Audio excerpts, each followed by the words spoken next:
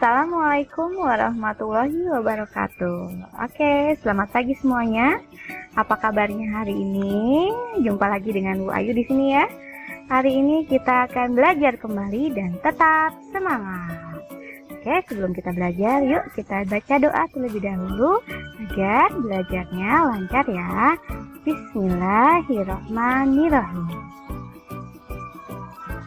Baik, nah hari ini kita akan belajar tema 7, subtema 3, pembelajaran 2. Nah, keragaman budaya menghasilkan keragaman karya seni. Salah satu contoh karya seni berupa seni rupa. Perhatikan gambar karya-karya seni rupa berikut ini ya. Nah, yang pertama ada yang tahu ini apa? Ini adalah, betul, montase. Lalu gambar yang kedua ini adalah kolase. Gambar yang ketiga yang bentuk love ini adalah mozaik. Dan yang keempat ini adalah karya seni rupa aplikasi. Nah, perbedaannya apa sih antara keempatnya ya? Ternyata montase ini dibuat dengan menempelkan gambar-gambar yang sudah jadi.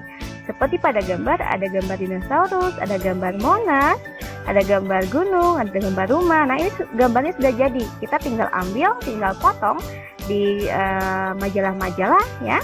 Kita potong lalu kita jadikan satu di bidang yang sama. Lalu kolase. Kolase ini dibuat menggunakan paduan aneka bahan, misalnya kertas, kain, kayu. Seperti pada gambar, itu ada gambar serangga yang dibuat dari daun, ranting, dan kayu. Paduannya adalah ranting, kayu, dan daun ya.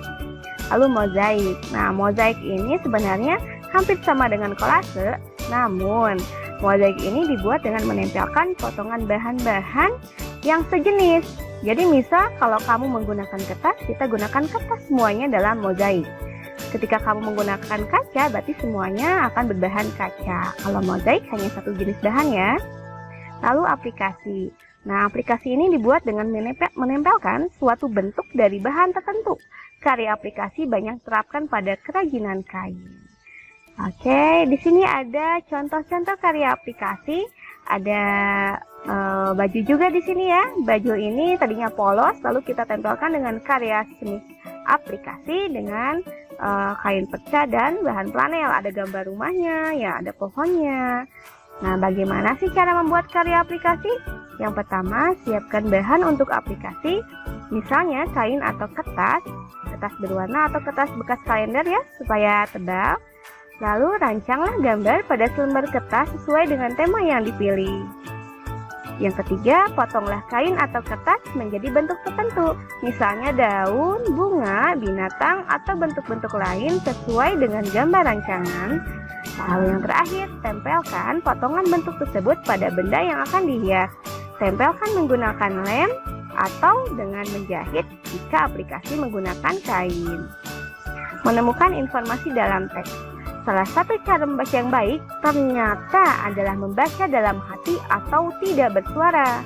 Dengan membaca dalam hati, kita dapat mencermati hal-hal penting yang terdapat pada teks dan menjawab pertanyaan-pertanyaan yang diberikan. Wah, jadi mulai sekarang bacanya dalam hati ya.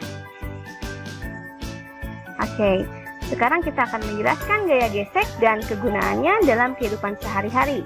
Gaya gesek adalah gaya yang terjadi jika dua permukaan benda saling bergesekan. Besar kecilnya gaya gesek dipengaruhi oleh permukaan kedua benda yang bergesekan. Makin halus permukaan, maka gaya gesek akan semakin kecil. Makin kasar permukaan, maka gaya gesek semakin besar. Gaya gesek pada benda yang bergerak selalu berlawanan arah dengan arah gerakan benda tersebut.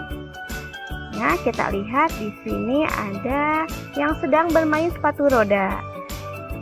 Bapak ini akan melaju ke arah kanan dan gaya geseknya itu ternyata ke sebelah kiri. Lalu ada yang mendorong mobil seperti ini ya.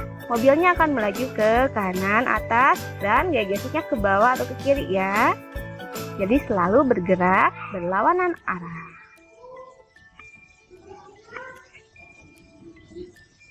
Gaya gesek ini ada yang menguntungkan, ada juga yang merugikan. Ini contoh yang menguntungkan, Ibu punya 4. Yang pertama, alas sendal ini dibuat dari bahan karet. Kenapa sih? Agar pemakaiannya tidak mudah terpeleset, ya. Permukaan karet itu kasar, sehingga gaya geseknya semakin besar dan kita tidak mudah terpeleset.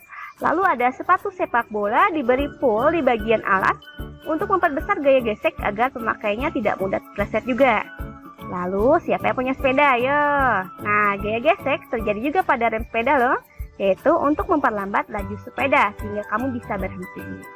Nomor 4, ban kendaraan dibuat dari karet dengan motif beralur seperti ini, ya, agar memperbesar gaya gesek yang terjadi antara ban dan jalan raya sehingga tidak mudah tergelincir di jalanan. Nah, ini ada contoh gaya gesek yang merugikan. Yang pertama, pada mesin sepeda motor atau mobil selalu terjadi gesekan antar bagian-bagiannya. Nah, ini membuat mesin cepat rusak, sehingga kita harus memberikan pelumas atau oli ya. Lalu nomor 2, di roda sepeda ini ya sering bergesekan. Jika tidak dirawat dengan baik akan cepat rusak. Perawatannya itu yaitu dengan memberikan pelumas untuk mengurangi gesekan yang terjadi. Yang nomor 3, ternyata ban mobil, sepeda motor atau sepeda jika sering digunakan lama-kelamaan alur bannya akan hilang sehingga dapat mengurangi gaya gesek. Akibatnya kendaraan mudah tergelincir jika jalan basah. Wah, harus diservis nih. Oke, tugasmu hari ini. Ayo, catat soal-soal berikut di buku tematikmu, lalu kerjakan dengan cermat. 1. Apa persamaan karya kolase, montase, aplikasi, dan mozaik? 2. Apa perbedaan karya kolase, montase, aplikasi, dan mozaik? 3. Apa contoh gaya gesek dalam kehidupan sehari-hari dan manfaatnya bagi manusia? 4. Mengapa permukaan ban kendaraan dibuat kasar? Oke, sampai di sini dulu pembelajaran kita hari ini. Terima kasih sudah mendengarkan dan belajar dengan baik. Kita bertemu di pembelajaran berikutnya. Wassalamualaikum warahmatullahi wabarakatuh. Sampai jumpa.